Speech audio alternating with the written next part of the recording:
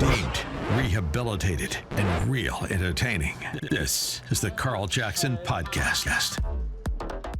Welcome to this edition of the Carl Jackson Show podcast, guys. We've got a bang-up show for you today. Stay tuned for an interview that we're going to have with the chief White House correspondent for NewsMax, James Rosen. We're going to be talking about his latest book on Scalia, and we're going to dive into more of Scalia's personal life and his rise to the Supreme Court. So you have that to look forward to. Really looking forward to this interview with James Rosen. James Rosen, one of the, I think, OG and real journalists that still exist today. But the book is entitled Scalia, The Rise to Greatness, or Rise to Greatness, 1936 to 1986. And again, we'll get into his life prior to his rise to the Supreme Court. Very fascinating book.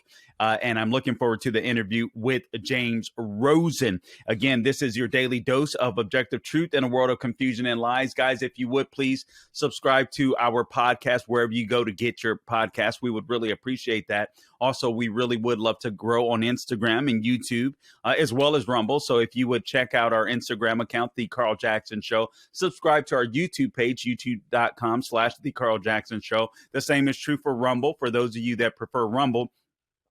But here's what I want to get into.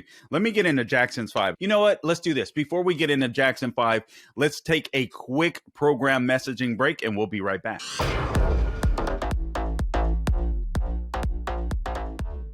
All right, several things that I want to talk about. Are stories that have hit over the weekend that I think are very important. Silicon Valley Bank, we'll get into that. The largest bank to go under since 2008. Over 1,000 illegal migrants stormed the port of entry in El Paso, Texas, or between Chihuahua, Mexico, and Texas, a port called Paso del Norte. We'll get into that. Stanford law students and the DEI Dean heckle a guest of theirs. Absolutely insane what's happening on college universities. Stanford University is one of the top universities in the entire United States, as well as the world. This DEI crap is destroying the minds of what should be brilliant young men and women coming up through colleges. The Mexican president launches an information campaign against U.S. Republicans, and at least 8 illegal migrants drowned in San Diego, or near the beach of San Diego. Okay, so before I go on, guys, before I get into this story quickly on this SVB bank, which I think is very, very important and serves as a canary in the coal mine, as many would say, I do want to talk to you about Birch Gold. I think it's more important than ever that you have some investments that are tied up in things that are tangible, whether that is a home, real estate, whether that is gold. So Birch Gold, I appreciate them joining our team on the Carl Jackson Show podcast. We all know that 2022 was the stock market's worst year since 2008. Inflation is hamstringing our economy and our savings. If you've been following the news, you know the Fed keeps raising interest rates because it's the only tool they have to keep inflation under control, but it's not working. All right. This administration is addicted to spending and is turning a blind eye on the ramifications. Do not wait until your savings lose more value than they already have. Hedge inflation by owning gold from Birch Gold Group.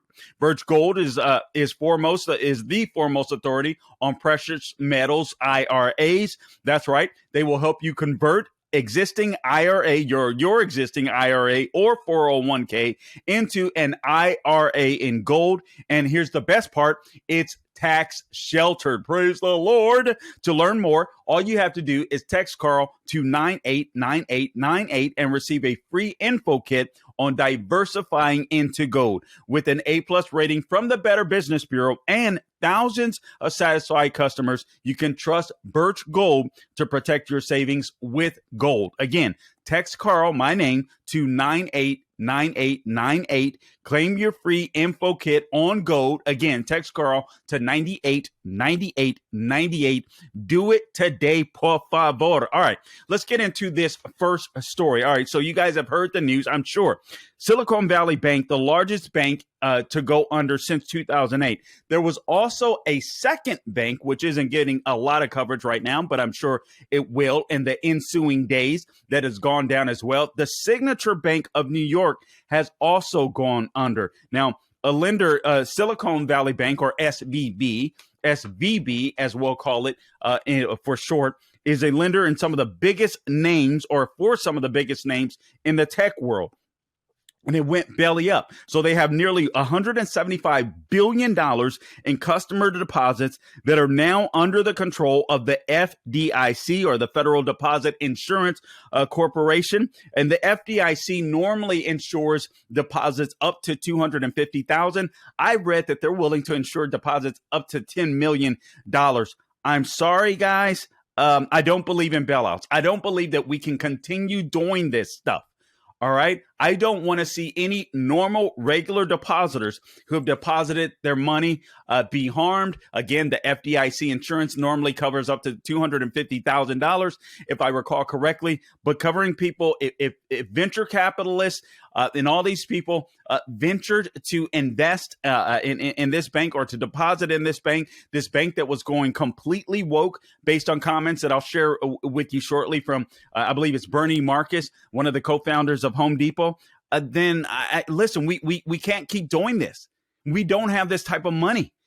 The FDIC created a new bank, which is called the National Bank of Santa Clara, to hold the deposits and other assets of SVB. How many times is the government going to do this? Oh man, according to the Wall Street Journal, SVB's collapse comes down to a few things. And tell me if these things sound familiar to you. First, it grew too fast. It used borrowed short-term money from the depositors, who could ask to be repaid at any given time. And it invested in long-term assets that ended up going under, because they were either unable or unwilling to sell. Can somebody say SBF? I'm like, or FTX, whatever. I'm like, this stuff is reoccurring. When interest rates rose quickly, it was saddled, SVB was, with losses, forcing it to raise fresh capital. And what do you think that did to depositors? It sent them in a sheer panic. So there was a run on the bank. People wanted, understandably so, to get their money out of the bank. And hence, this bank goes belly up seemingly overnight. And now Signature Bank in New York City has done the same thing. That's what makes places like Birch Gold so impossible. Guys, get your hands on something tangible. Text Carl to 98 or text Birch Gold. All you have to do is text 989898. All right. Text my name to that number. This stuff is getting insane. And right now, I believe that Biden, let me just look this up real quick, because I believe Biden has come out to do a press conference. And of course, the usual, I don't know why this fool was elected, because his usual answer is blame Trump, blame Trump, blame Trump. But I got a hit from the Daily Wire. Let me see if it's up on there real quick. Just as I was reading through more of this story, let I type this in, and my formerly fingerprinted fingertips doing some work for those of you. Yeah, Biden claims his quick action saved the banking industry. What a liar. What a liar. The fool doesn't even know how to make money except to use his crackhead son and his corrupt behind. All right, so here it is. Hat tip Daily Wire. Biden claims his quick action saved the banking industry, blames Trump for banks collapsing. Really? So Biden using your money is saving the banking industry. So Joe Biden, who doesn't have a clue where he is any given day of the week, patted himself on the back Monday, according to the Daily Wire, Monday morning, as multiple banks have collapsed in recent days, claiming that the, quote, quick action, close quote, of his administration has stabilized the banking industry. Somebody tell Joe Biden that there's severe inflation under his watch. He says, and I quote, your deposits will be there when you need them. Small businesses across the country that deposit accounts at these banks can breathe easier knowing they'll be able to pay their workers and pay their bills, close quote. The question is, will they be able to stay in business in Biden's economy? He went on to say, and I quote, and their hardworking employees can breathe easier as well. This guy is such an idiot. Biden said he was focused on reducing the risk of other financial institutions collapsing. He says, quote, during the Obama-Biden administration, we put in place tough requirements on banks like Silicon Valley Bank and Signature Bank, including the Dodd-Frank law, which only hurt poor and middle-class people, folks, to be real with you, to make sure the crisis, we need to go through that because that was a disaster, to make sure the crisis we saw in 2008 would not happen again.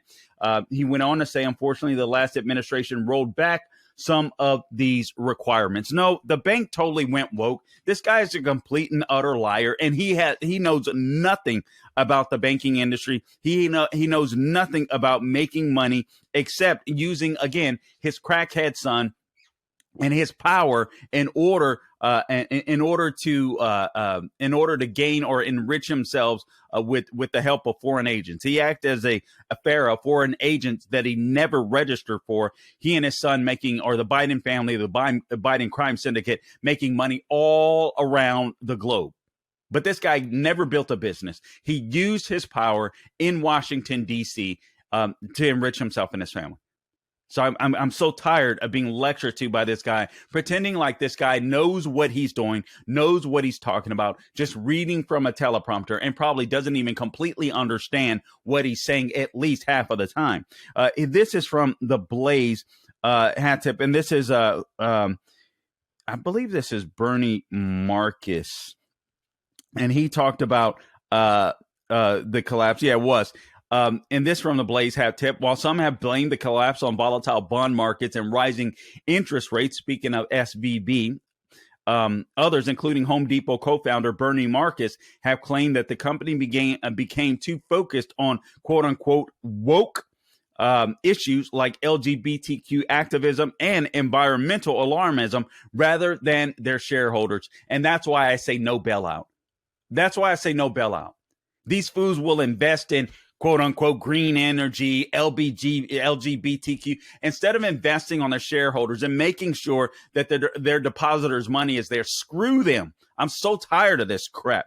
These banks are badly run, Bernie Marcus says, because everybody is focused on diversity and all of the woke issues and not concentrating on the one thing they should, which is shareholder returns, close quote. This is in an interview he had with Neil Cavuto on Fox News on Saturday. He said instead of protecting the shareholders and their employees, they are more concerned about the social policies. And I think SVB is probably a badly run bank, he goes on to say. Now, he appears to be correct. According to the Blaze, a quick scan through SVB's social media posts supports Marcus's assertion. As recently as this month, just days before it went into receivership with the FDIC, SVB discussed decarbonization and the importance of women entrepreneurs. Guys, shut the hell up with the social issues and focus on the shareholders. This is simple. This is simple. So no, I don't want to bail out for these people. I'm sorry. There's all type of arguments online from Twitter. Well, shouldn't tech companies get bailouts? Too many are saying no, they shouldn't. I'm in that camp. No, you shouldn't get a bailout. If the FDIC insures you up to $250,000, we know that going in. They should not be hooking up people or venture capitalists, I'm sorry, where they get $10 million back or whatever they had deposited. You deposited in that woke behind bank, I'm sorry. That's your business, not mine. The taxpayers should not foot the bill. That's where I stand on that issue. All right, moving on. We've got some audio and a video for you, so please subscribe to the podcast wherever you go to get your podcast. Before we do roll this, I do want to talk to you about MyPillow, MyPillow.com. Mike Lindell, as you guys know, has built a fabulous company, and he has also launched the MyPillow 2.0. When Mike invented MyPillow, it had everything you could ever want in a pillow. Now, nearly 20 years later, he discovered a new technology that makes it even better, if you can believe that. And I do believe it because I've slept on it. The MyPillow 2.0 has the patented adjusted feel of the original MyPillow, but now with a brand new fabric that is made with a temperature regulating thread. The MyPillow 2.0, guys, I am not lying to you. It is the softest, it is the smoothest and coolest pillow you'll ever own. All you have to do, my listeners exclusively, if you go to MyPillow, there is a buy one, get one free offer. All you have to do is use the promo code Carl. All right. Again, MyPillow 2.0 temperature regulating technology is 100% made in the USA. Comes with a 10-year warranty, 60-day money back guarantee. This new fabric dissipates the heat and humidity to create a cooling sensation to maintain a cooler surface temperature. So you're going to love it. Again, all you have to do is enter the promo code Carl, go to mypillow.com or give them a call at 800-858-0263 to get your MyPillow 2.0s, plural, now. All right. Remember, buy one, get one free. All right, Gabe, let's go ahead and roll the video of these entitled illegal immigrants bombarding Paso del Norte. You like how I said that? You notice how Americans always try to sound Spanish whenever there's some Spanish lingo to read. Paso del Norte. I would never say that normally, but I try to show off when there's a little reading concern. All right. So let's go ahead and roll the video, por favor, Gabe.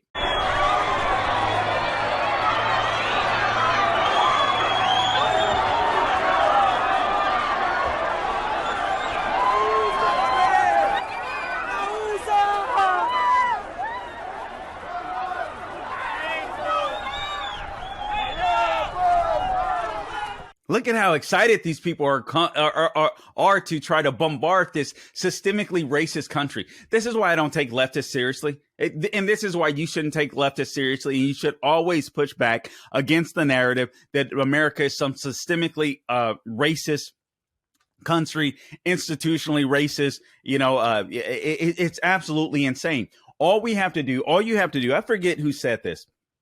I don't recall if it was Marco Rubio or who I heard it from first anyway, Marco Rubio or Bill Bennett, formerly of Salem Radio Network. And I believe he still does a show to this day. But Bill Bennett said, you can tell how great a country is given once the border walls come down, which way the people run. I'm butchering that a little bit, but in essence, or I'm paraphrasing that, but in essence, that's what he was saying.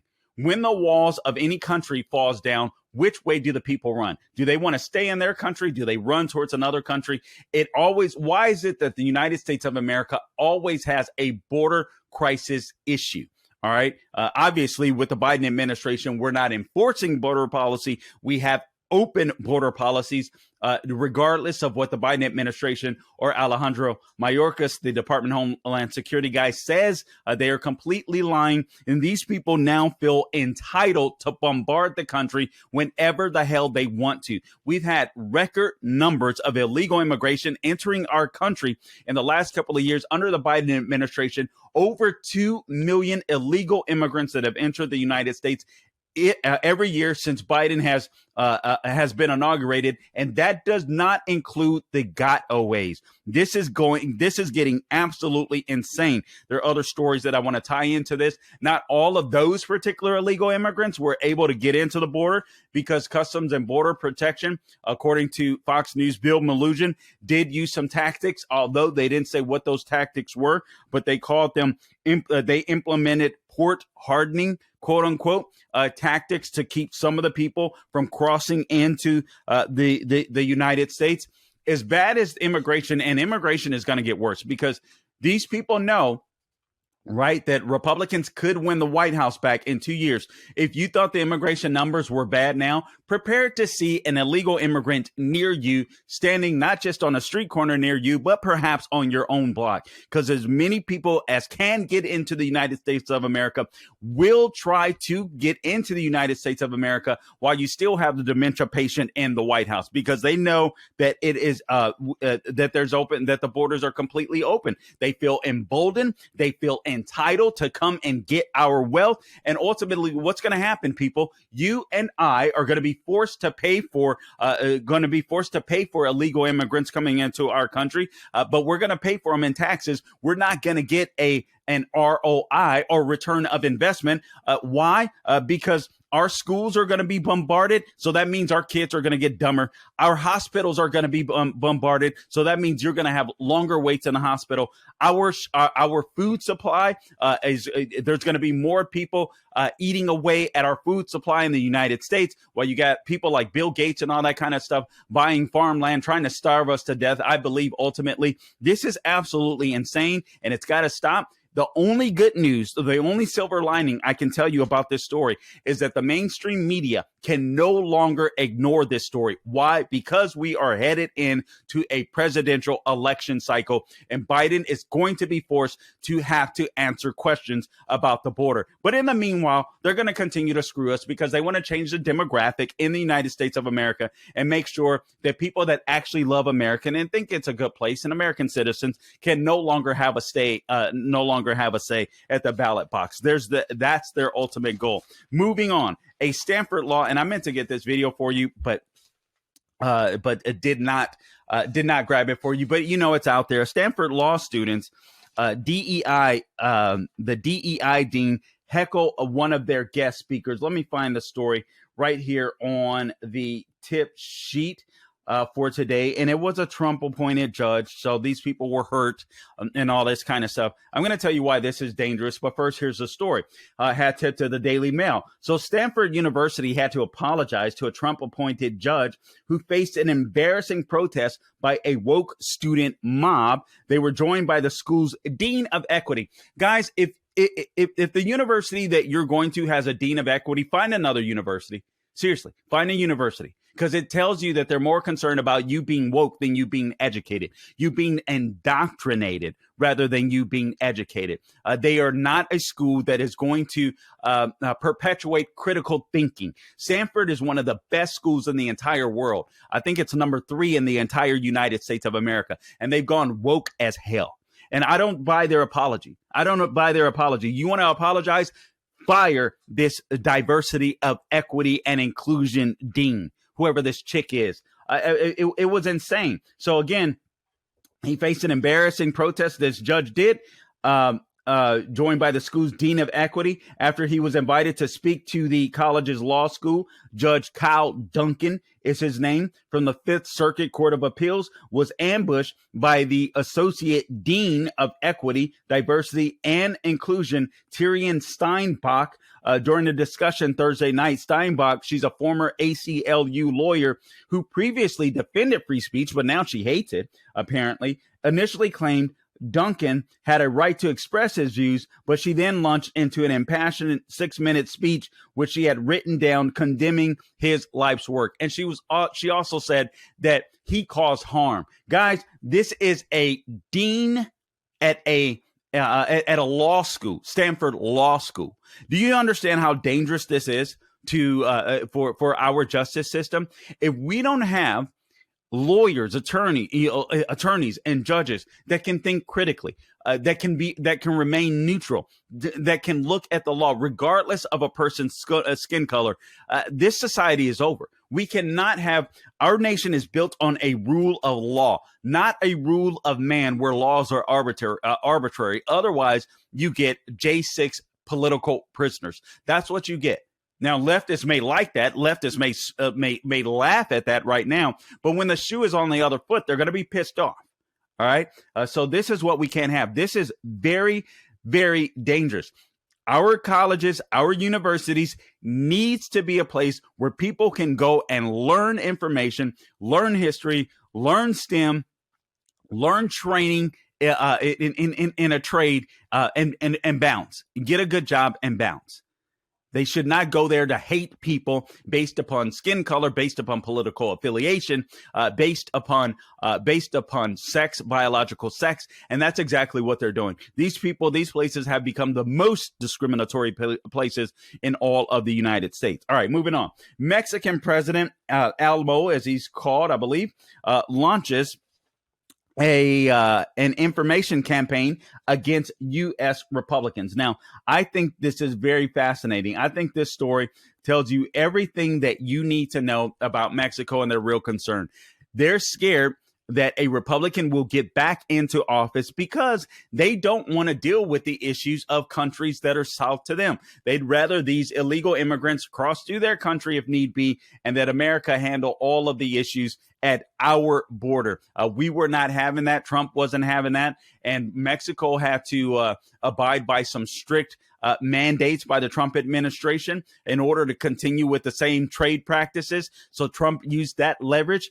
Biden is not doing that. And again, Biden and the Democrats want illegal immigrants to come into our country, not because they want them to have a better life, but because they need to make sure that as they lose Latino voters that happen to be more religious than the left expected, as they lose more and more black voters that are turning conservative and are just tired of the Democrat BS, they've got to constantly replenish victims inside of America that they can take advantage of and keep poor. The Democrats' goal is to keep you in perpetual poverty, so you are always dependent upon the Democrat Party. So Mexican president launches this information campaign against U.S. Republicans. That tells you all you need to know if you want a secure border. He doesn't believe Democrats will secure the border. He believes Republicans will, and so he's scared as hell as Republicans. Mexican President Andres Manuel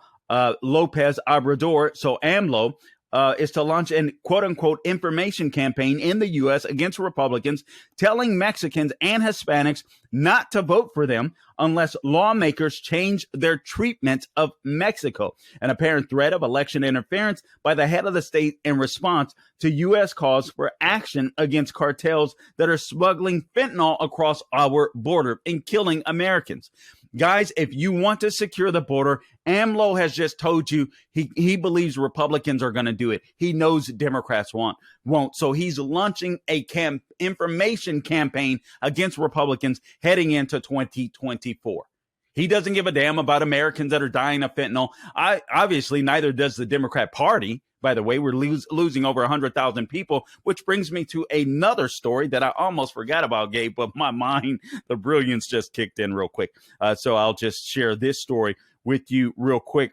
And this is another story that surfaced on the Blaze. At least 8 migrants drowned after a pair of suspected smuggling boats capsized. The number of survivors is unknown. That means gotaways. Okay. At least 8 adult migrants drowned on Saturday when 2 suspected smuggling boats capsized off Black's Beach in San Diego, California. The Times of San Diego has reported. And I quote this from the Los Angeles Times.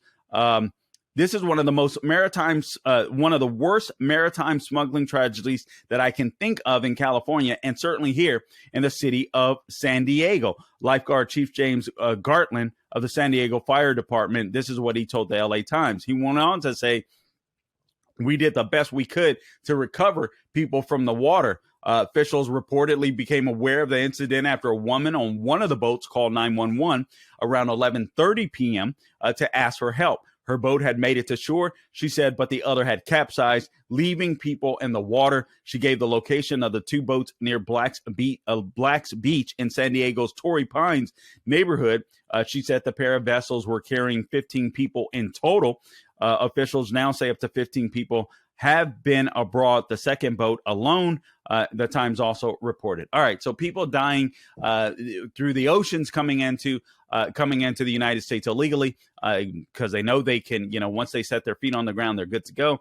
People bombarding our border at Paso del Norte because they feel entitled, because they know it's open borders. And you have the Mexican president, AMLO, officially campaigning against Republicans ahead of the 2024 presidential election because he wants Democrats to stay in.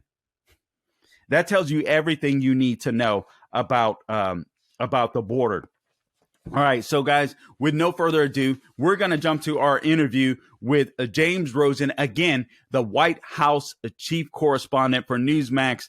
I'm so looking forward to this interview. I hope you are too. Just a quick reminder, please subscribe to the podcast wherever you go to get your podcast, all right? Also, please subscribe to our YouTube channel, The Carl Jackson Show on YouTube, Rumble if you prefer. We're also on Instagram. We're on Twitter. Facebook, wherever we are on social media, The Carl Jackson Show. Guys, please protect yourself with Birch Gold. The Birch Gold Group, all you have to do is text Carl to 989898. Get something tangible. Get some tangible assets in your hand, all right? And also, don't forget our friends at MyPillow right now, exclusively for the Carl Jackson Show, MyPillow 2.0s. That's right. Buy one, get one free. All you do is go to mypillow.com, use your promo code Carl, or give them a call at 800-858-0263. And now coming up, James Rosen, White House chief correspondent for NewsMax, and we are going to be discussing his book that I'm so looking forward to, and it is entitled Scalia: Rise to Greatness, 1936 to 1986. All right, welcome to this edition of the Carl Jackson Show podcast. Guys, you are going to enjoy this interview, I believe, with James Rosen. James Rosen is the chief White House correspondent for NewsMax. He was also with Fox News for nearly 20 years. He's a best-selling historian whose writings have appeared in the New York Times, Wall Street Journal, Washington Post, The Atlantic, National Review, and others. He is the author of the new book, Scalia: Rise to Greatness, 1936 through 1986. James, I got to tell you, and we were just talking offline briefly. I met you briefly here in Orlando at a Trump rally years ago. And one of the things I said to you at the time, I know you won't remember, and don't worry, James, I won't be offended. But one thing I said to you at the time was, you're one of the real deal journalists that I still respect today. I don't believe there's many of you, unfortunately. I believe there's a dying breed when it comes to real journalism. Listen, I'm a commentator. I'm a conservative. No holds barred. I mean, I don't hide that. But I do believe that we need real journalists that'll just report the news, report the truth, let the people decide. You're one of those people. Before we get into your book, I just wanted to get your take on that. And if you're as fearful as I am about what I believe is a dying breed of journalists like yourself. Well, first, Carl, thanks for having me. I do remember meeting you. I do remember the rally. It was no ordinary rally. It was President Trump's kickoff rally for his reelection in Orlando. And I remember exactly where we were, the rope stanchions and the sort of area for the press.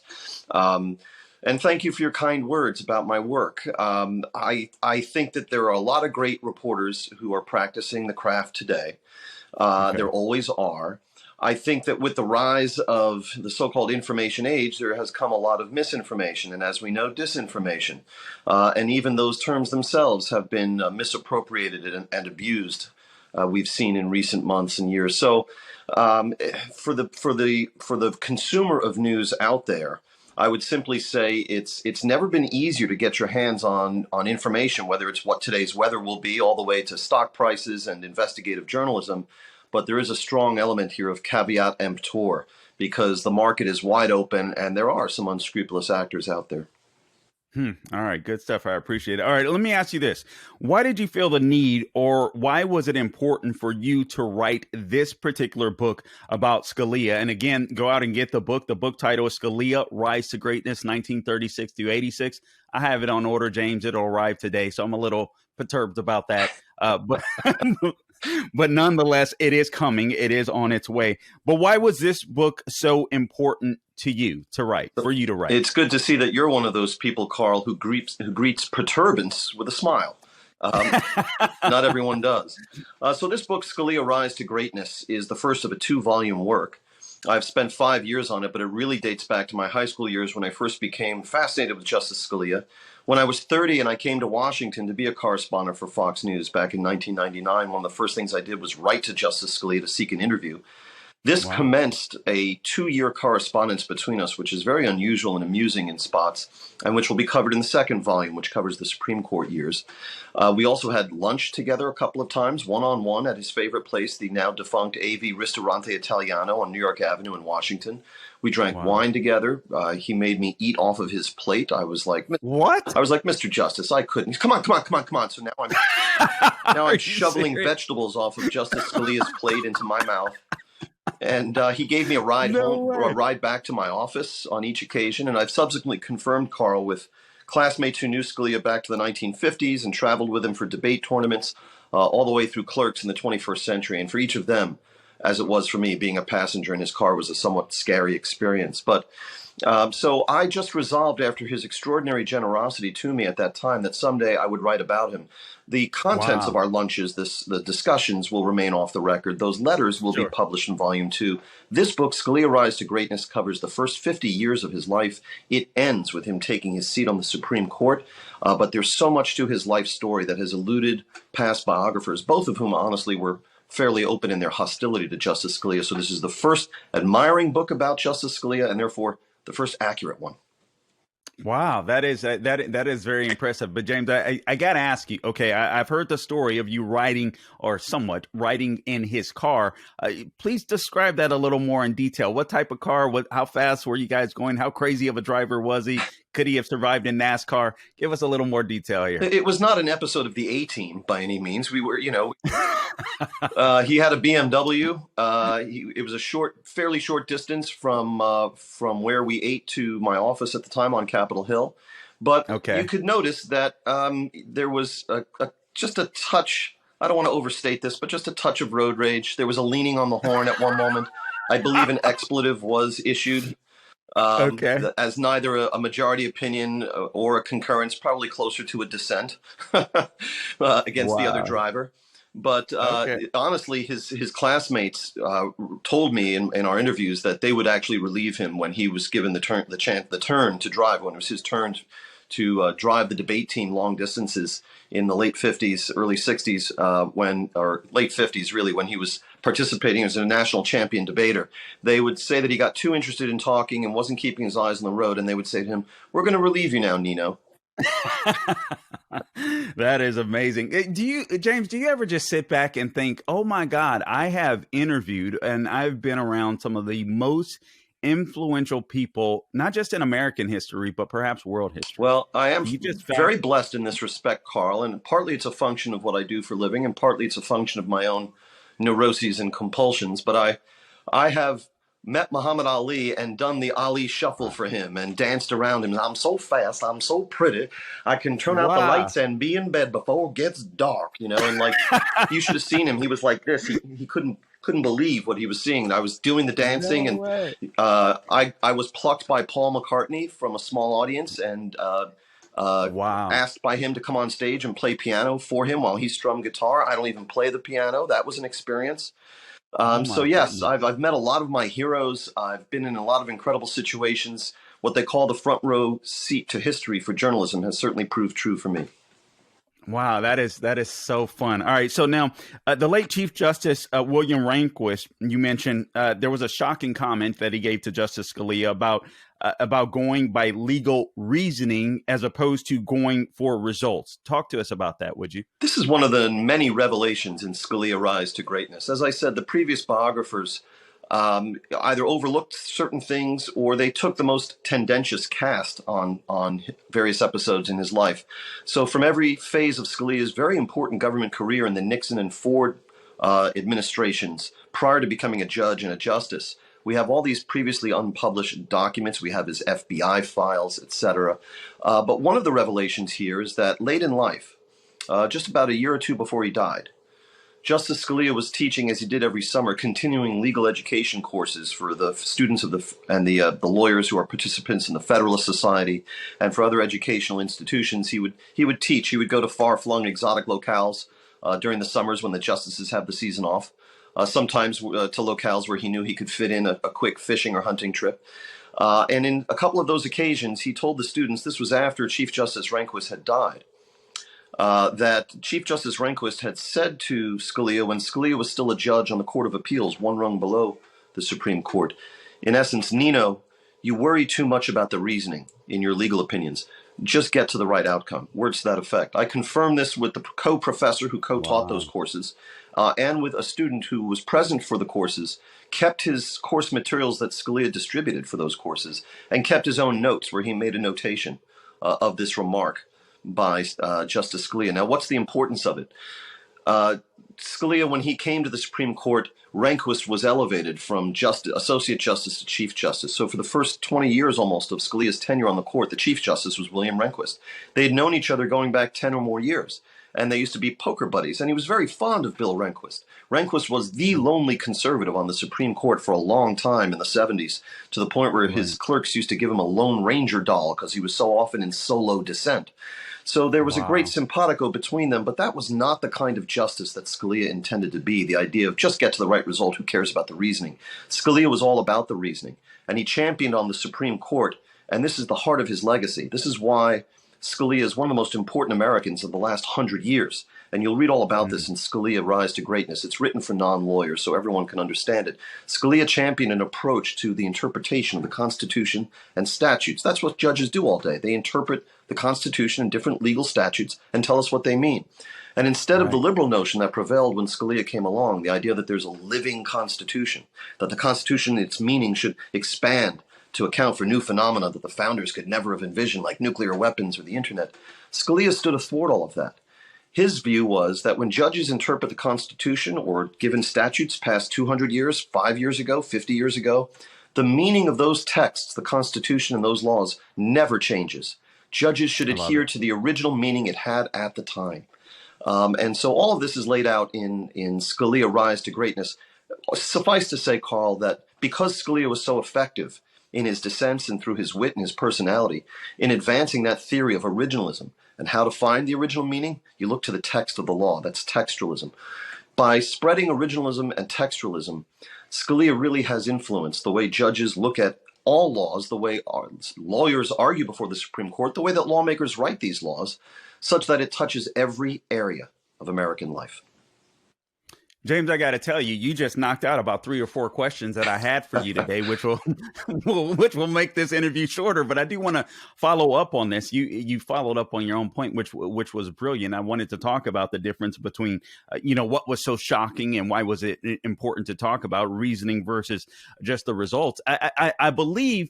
I appreciate Justice Scalia giving us the reasoning when it came to many of his cases, because I think it's important for people to go back and to understand that, listen, human nature never changes. And I think that's why the arguments or the theories of originalism versus textualism were so important. I mean, for me, I'm a Christian. It's like the Bible. I mean, I know the stories to some people, these stories are crazy, they're outdated. But I'm like, yeah, but human nature never changes.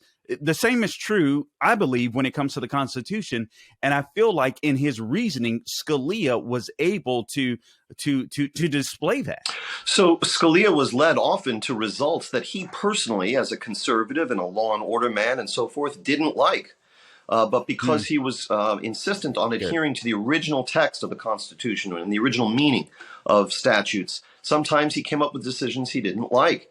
For example, he found it violated the Sixth Amendment right to confront your accuser if a screen was placed between an accused sexual offender and, let's say, a minor girl who was the alleged victim of the attack and who was thought, when testifying in a court, that perhaps it would be too traumatic to be confronted with her accuser. Scalia said, tough luck. It's unfortunate, but the right to confront your accuser, the text is plain. And confront has only one meaning, and it doesn't involve a screen being placed between you and the accuser. That's just one example. Also in criminal law, in Fourth Amendment search and seizure, Scalia held that new thermal imaging technology that could be used outside a house to determine if people were inside and what else was inside was an invasion, was an unreasonable search and seizure. Now, Scalia himself was a pro-law and order man. He favored law enforcement. Another example is he ruled that it was legal and protected under the First Amendment to burn the American flag. And as Scalia liked to say, I don't really like sandal-wearing, bearded weirdos who want to burn the American flag. But if you adhere to the original text and the original meaning of the First Amendment, it was clear to him that this was protected opinion and speech. So if you are using a rigorous set of principles like originalism and textualism, the good judge, the honest judge, Scalia thought, would sometimes come to rulings he didn't particularly like. And his critics said he didn't always adhere to originalism, he didn't always adhere to textualism, and in cases they were right, but at least he gave us some yardstick by which to measure his performance. Whereas the judge or the justice who's untethered to the original meaning can just graft their own latter-day policy preferences or sensibilities onto an existing text. Imagine if there was a law that liberals liked that was passed last year and enacted into law, such as the protections for same-sex marriages that President Biden signed into law. Would any one of the people who support that law want to see judges come along 10, 15, 20, or 50 years from now and say, well, actually, that law didn't mean this. We needed to expand in its meaning to cover this or not cover that. Right. Scalia was very leery of monkeying with the text, and he derived this both from his Catholic faith, where it was all about sacred texts and the liturgy, and also from his parents, both of whom were teachers, one of whom was an immigrant, the other the daughter of immigrants. His father came here with $400 in 1920 from Italy, not speaking English, and made himself into a renowned Romance languages professor. And from that influence and the church, Scalia championed later in life as a judge and a justice the view that we should never distort the meaning of the original meaning of a text. Wow, I absolutely love that. You just took away another one of my questions, James. Good job. But I mean, I absolutely love that, man. And again, guys, I'm speaking to the chief White House correspondent of NewsMax, James Rosen. Go out and get the book, Scalia, Rise to Greatness, 1936 through 1986. James, I have a few more questions for you. Again, you've knocked some of them off of my plate relatively quickly here, but this has been absolutely fascinating. That just speaks to two minds that enjoy something like telepathy.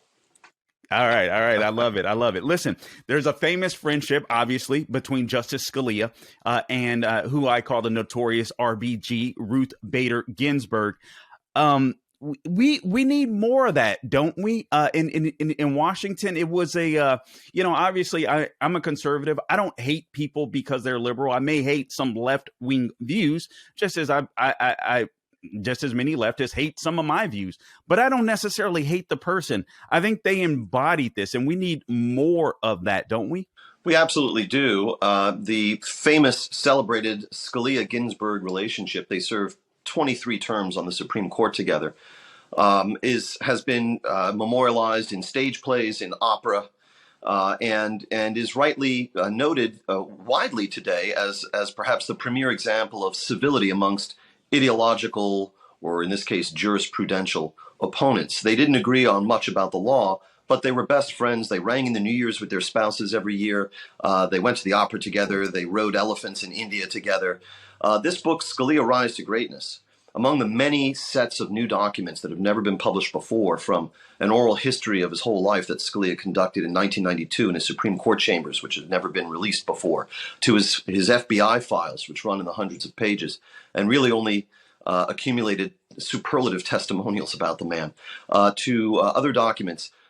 Perhaps the set of documents of which I'm proudest as a researcher is this book, Scalia, Rise to Greatness, presents the birth and blossoming of the Scalia-Ginsburg friendship, because before they both finally got onto the Supreme Court, the two of them served 4 years together as judges on a lower court, the Court of Appeals for the District of Columbia Circuit, where at that one time you had judges serving together alongside each other like Robert Bork, Antonin Scalia, Ruth Bader Ginsburg, Kenneth Starr, Lawrence Silberman, a real murderer's row of legal talent.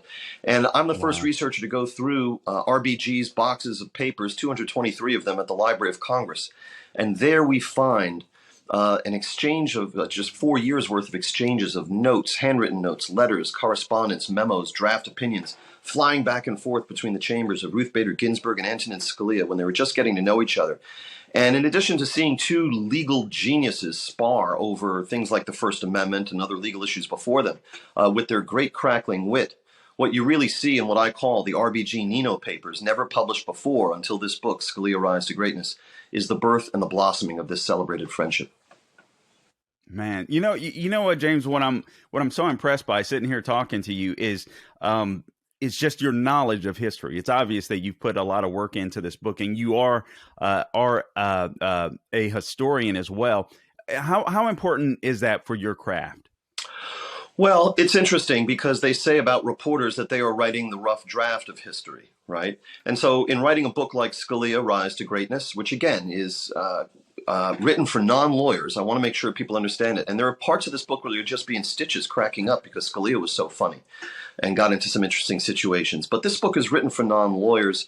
I stand on the shoulders of all the reporters who covered the Supreme Court during his time and helped create that record. Even the biographers who wrote the first two books about him, which I consider fairly open in their hostility to Justice Scalia. Even so, I stand on their shoulders as well. They deserve credit for building the template of a biography, let's say, and adducing a lot of new facts to the record. But this book, Scalia: Rise to Greatness, just makes a wealth of contributions and really is the first accurate, comprehensive portrait of this man in print. Love it, love it. How early on in Scalia's life did he realize he wanted to be on the Supreme Court of the United States? And also, at one point in his life, he wanted to be a priest. You revealed. Is that correct? He considered entering the priesthood, but Scalia was a miracle by birth. He was the only child of his parents, and amongst his parents and their brothers and sisters, there were 9 families that could have produced children, and he was the only child produced. And he did have the concern that the bloodline would end with him if he went into the priesthood, but ultimately he felt that God wasn't calling him in that way. You asked the question of when he first began to harbor the ambition to serve on the Supreme Court. This is one of the few remaining mysteries of Scalia's life, and it's answered, I think, definitively in Scalia: Rise to Greatness. I interviewed a few of the surviving classmates, there are only 3 that I found, who had graduated from Xavier High School with Scalia in Manhattan back in 1953. This was a rare school. It was a combination, a hybrid of being a Jesuit private school and a military academy. Scalia used to delight in telling audiences how he'd commute back and forth on the subway from Queens into Manhattan with his .22 rifle casually slung over his shoulder in the early 1950s.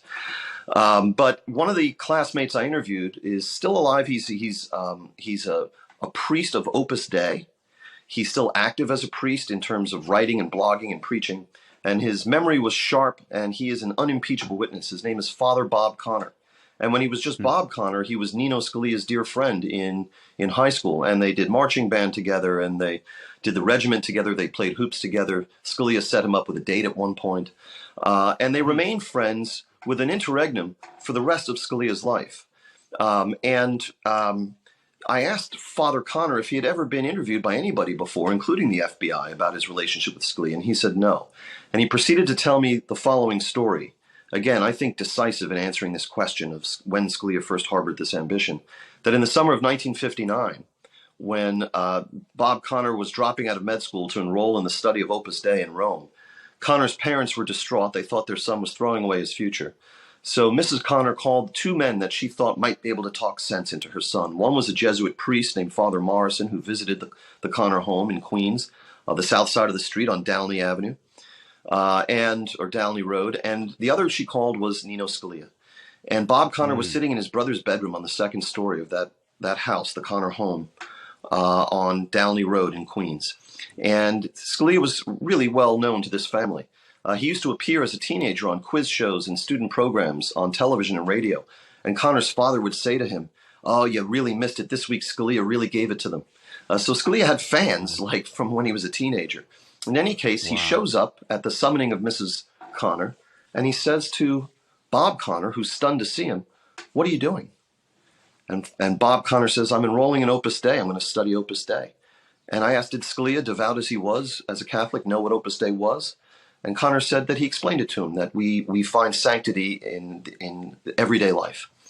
And Scalia said, all right, that sounds good to him, and nodded. And here's the part that's never been reported anywhere else. Connor then said to him, "What are you doing?" And Scalia said to him, "I'm going to the Supreme Court." He was 22 years old. Wow. And Bob Connor said, "How are you going to do that?" And he said to me, "James, he had some job lined up at a law firm in Ohio." And I said, "Jones Day," which is where Scalia spent his first 6 years of professional life, in Cleveland. Then as now, Jones Day had a Washington office.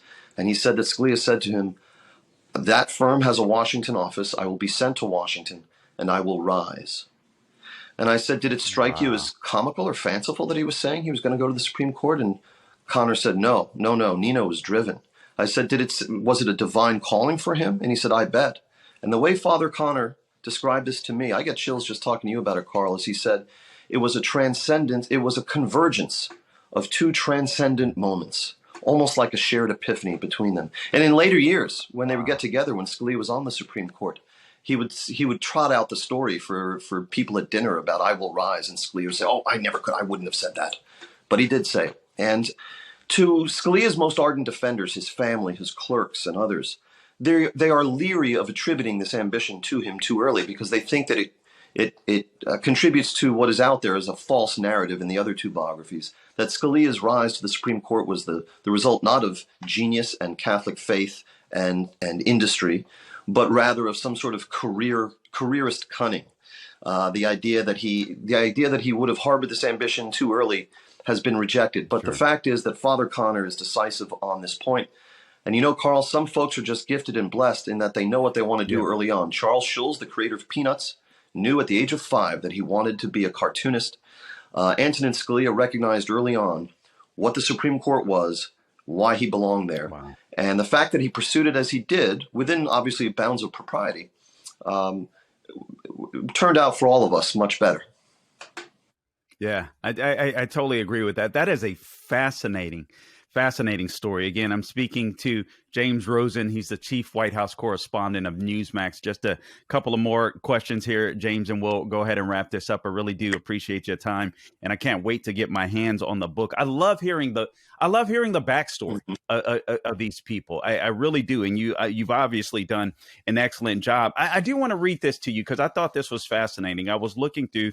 The book is published by Regnery, and I was looking through one of the accolades that was given to you, and it says, "Here at last." This is by Lee Lieberman Otis, or Lieberman Otis. Lee Lieberman Otis, yes. Student. Lieberman Otis. And I honestly, this one stuck out to me because he said, "Here at last," Lee as is in the no lady. previous. Oh, Lee is she. Okay. Thank you.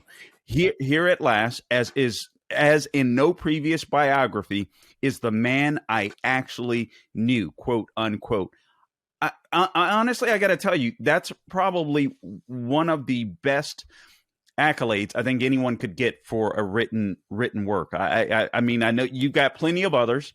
No doubt you've done fascinating work, but for some reason that one stood out to me. This is the man that I actually knew. Well, and that's what you wanted to achieve. So Lee Lieberman Otis is not just any any assessor of the book. This is someone who went to Professor Scalia at the University of Chicago Law School campus in 1982 and said, "Hey, some friends and I at different law schools are forming a few chapters of something called the Federalist Society to unite conservative lawyers who feel oppressed by the liberal orthodoxy that prevailed at law schools at that time. Would you be our first faculty advisor?" And Scalia said yes. Wow. And from that and the work of other students and faculty advisors, including Robert Bork at Yale and other places, what they thought would be just a few seedlings turned out to be a mighty oak, the most powerful and influential network of lawyers and law students in the world today. Lee Lieberman Otis served at the Department of Justice when Scalia was up for nomination to the Supreme Court and wrote a decisive paper on his behalf at that time. She then served as a clerk for him both on the Court of Appeals for the D.C. Circuit and then again on the Supreme Court. Very few of the clerkerati, as Scalia called them, can say that they clerked for him on both the Court of Appeals and the Supreme Court. And she remains a senior executive at the Federalist Society today. So her opinion counts for something, Carl. Man, absolutely. That is, that's just fascinating. I love it. Do we still see Scalia's legacy on the bench? One of two remaining questions that I have for you. That is one, and in American life, how do we see that? And also, Scalia got a unanimous vote on the Supreme Court. Do you suspect we will, when it comes to the Senate, do you suspect we'll ever see that again? I doubt we'll ever see a unanimous vote on the Supreme Court. Scalia wasn't the last of them. I believe Ruth Bader Ginsburg also was unanimously approved, and perhaps Stephen Breyer, if memory serves. But those days are over. And Scalia always was able to explain this because if judges and justices are not going to adhere to the original meaning of the Constitution or any statute passed since then, if they're going to say, well, it's a living document, its meaning can expand according to how I would like to expand it, then the American people finally got the idea of what's going on here, which is that judges are writing the law into the law as they go. And so it was natural for the people, through their elected representatives, to insist that the people picked for the Supreme Court would reflect the kind of laws they themselves want written into the law, their own policy preferences. And so that's why Supreme Court nominations have degenerated into the spectacles that they are today. In terms of how Scalia impacts on American life, as I mentioned earlier, he impacts every corner of American life. Another great example is one of his few influential majority decisions. As brilliant and witty as he was, he tended to be writing in dissent a lot. One of his great majority opinions that affects every American is in D.C. versus Heller, 2008, where the ruling from the Supreme Court came down that it is lawful, it is legal to own a handgun. I mean, that is a major opinion that has impact on all Americans. His rulings in the criminal defense cases, First Amendment cases, you name it. And in his own time, Scalia was dismayed that originalism and textualism hadn't spread perhaps to the extent he wished. But by the time he died, no less a figure, Carl, than Supreme Court Justice Elena Kagan, an appointee of Barack Obama, came to say that as a result, effectively, of Scalia's revolution in directing lawyers, law students, judges, and lawmakers to adhere to original meaning, she said famously, "We are all originalists now." And that is the profound impact of Scalia's revolution. You read all about it in easy-to-read terms, not just for lawyers, in Scalia Rise to Greatness. Absolutely. Absolutely love it. Last words here, James. What advice would you give to journalists that are coming out? I mean, I know you know the term woke. It's out there like crazy, but people that just want to stick to the craft, give some advice to the young guys or young women coming up in journalism, if you would. Journalism ultimately comes down to writing. Of course, in our business, Carl, it also comes down to speaking and even in an area where I might look a little deficient today, which is grooming. But basically, it comes down to writing. It comes down to gathering facts, synthesizing them, writing them in some entertaining and digestible way so people will come back to listen for more information from you. And so towards those ends, I would say that the best advice I could give is to continue reading, because you really can't write about anything knowledgeably if you haven't read up on it. I would simply say, too, that all reporters have biases. All reporters are human beings. This was exemplified after 9/11. Did I, as a citizen, have an interest in the survival of the United States against this kind of terrorist onslaught? Yes. The key is to be aware of one's biases as a reporter and to correct for them in your final product. Good stuff, man. Good stuff. James Rosen, author of the book Scalia Rise. Excuse me, now I forget the title of the book. Scalia. Thank you. Rise to Greatness. No, I didn't. 1936 to 1986. Go out and get the book. I've ordered the book. I'm a little, as I said earlier, perturbed that it hasn't arrived as of yet, but it will today. And I look forward to getting my hands on it, James. This has been a fascinating interview. I've enjoyed listening to you. I've enjoyed your work over the years, and I'm excited to read the book and get to know more about Justice Antonin Scalia on more of a personal level. Well, so congrats. Thank you. This was a great interview, and I'll come back after you've read it so I can quiz you on the air. All right. I'll take you up on that. James Rosen, appreciate Thank you, you, man. Carl.